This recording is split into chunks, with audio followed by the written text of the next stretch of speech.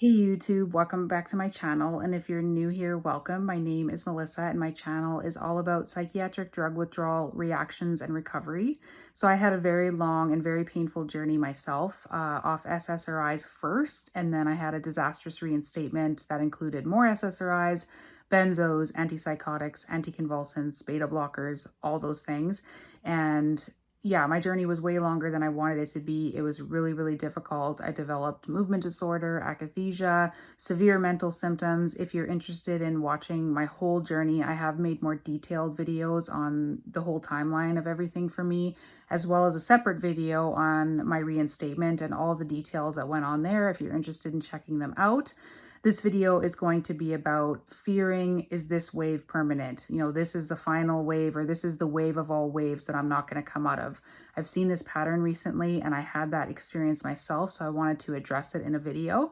But before I get into the details, as always, I just wanted to mention, now that I'm feeling a whole lot better, I do offer supportive coaching for people who are looking for some help and some support. I offer a free 15-minute consultation, 30-minute calls, 60-minute calls, and I offer them at lower rates than other places online. I've also packaged together 4-session packages for people who may want to meet a little more regularly, and I offer those at a further discounted rate. So onto the topic now is about fearing that this wave is it. This is permanent now. I'm never going to come out of this one. And I want to address it because I've been hearing it quite a bit lately with coaching clients. And like I said earlier in this video, it's something that I experienced myself. So one of the worst things about this journey, well, I guess you could see it as a positive and a negative, but mostly negative, is that the recovery process through this for most people is windows and waves, meaning it's up, it's down, it's backwards, it's forwards, it's all over the place. It feels very unpredictable a lot of the time. And I say it's both positive and negative because if you get windows, the positive part is that it can really renew your hope for a while, and you can get those glimpses of, okay, this is what it'll feel like to recover or to be normal again. But you can come to fear windows because it usually means that a wave is around the corner and people begin to fear that wave sort of washing over them because it feels like you are at the mercy of your body when you never have been in your entire life. So I completely relate to that.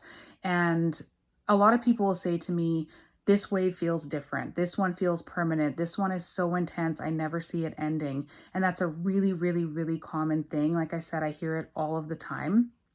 And it's not uncommon. I think it's a little more common in people who were rapid taperers or cold turkeyers, but not always. Again, like nothing in this journey is all straight across the board, black and white. It varies a lot and it's very individual, but I think it is a little more common for people who rapid tapered or cold turkeyed to have the windows and waves maybe further out than they would like to. But again, that's not always the case. Some people who tapered properly still have waves further out than they'd like to, and they can still be quite intense when you feel like, why aren't I recovering? Or why do I feel like I'm not recovering? Why are the waves still so bad this far out? So I hear that all the time, and that's why I wanted to address it, like I said. So it can feel that way. There is something called the 10-month wave. If you're familiar, they talk about this on Surviving Antidepressants. So if you are SSRI injured, there's something called the 10-month wave, which can typically happen anywhere between 7 and 12 months off. And again, this isn't just straight across the board. Not everyone experiences this, but a lot of people do. For some reason, SSRIs, there's a lot of delayed stuff that goes on. So if you're a year off and you've crashed into a really difficult wave and you're like, what the hell, why am I not healing? Please understand it's not indicative of you not healing. It's just what happens for whatever reason. The nervous system is so complex. Nobody really understands how these drugs work. I use that term loosely, and how the nervous system and brain even operate. But I just know in talking to people so often throughout the day and for as long as I have, it's not uncommon. So try not to let that freak you out. And it's also not uncommon at all for symptoms to, be so really intense in a way, fairly far off, or for old symptoms to come back, new symptoms to crop up. And again, that intensity to vary quite a bit.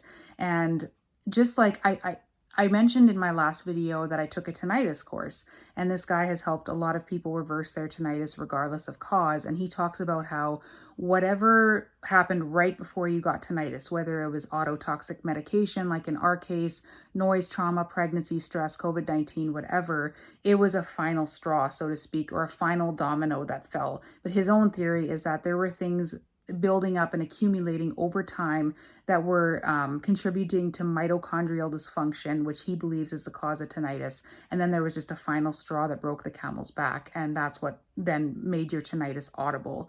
And I think that it can be analogous to what's going on in healing from these psychiatric drugs. I do believe that the repairing is going on underneath and is accumulating over time, but you still might have those acute symptoms because you haven't quite got there yet. And again, you're like rebuilding the dominoes of recovery, just like the dominoes were stacking in order to contribute to the final straw that fell, that made you go into withdrawal or get akathisia or have adverse reactions or whatever your case may be. I do think that it's not just one sort of incident that made everything fall down, because it doesn't really make sense to me how some people can have severe reactions that throw them into a protracted state after a week of pills, and other people can take something for 30 years and not have issues. The only thing that really makes sense to me is that accumulation of things going on over time, whether it's mitochondrial dysfunction or toxicity or whatever it is. It's probably a multitude of factors, but it's way more complicated than just withdrawal and not withdrawal, in my opinion.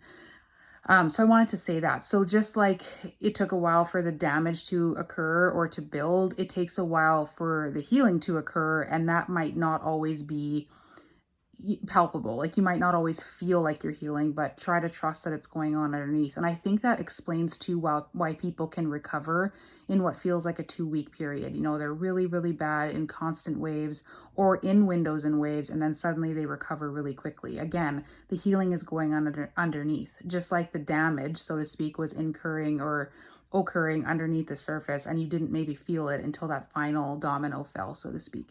If that makes any sense. I hope it makes sense. But I just wanted to say and assure you that it's not uncommon for, again, those waves to feel really intense further out than you'd like to. And just because, you know, your 10th wave felt as intense as your first wave with lesser waves in between doesn't mean you've lost progress or that you're not healing. It's just how this crap goes. It really is. And it's because of the unpredictability of this journey and feeling like you're out of control of your own body. It's understandable why you get scared that, you know, you're feeling these intense symptoms further out than you should be. And I think too, like, if you develop sort of an organic neurological disease, a lot of times people will say, well, it's progressive.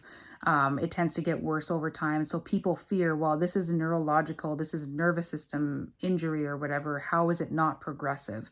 And for whatever reason, it just isn't in this situation. And like, I always encourage people to rule other things out, like get whatever your symptom might be, if it's pain or nerve stuff or neuropathies or stuff going on in your head, like always get things ruled out, just to make sure and just to give you sort of reassurance. But 99% of the time, nothing is ever found. I have so many clients that have taken every test under the sun. I had so many different tests done and nothing ever really shows up. And I said to a client today, that's another reason why this invisible illness is so particularly bad, because not only is a lot of it just internal on how you feel on the inside, and you might appear normal on the outside, but then there's no medical test that can verify or validate that what you're going through is real. But I know what you're going through is real, and so do all the other people in this journey.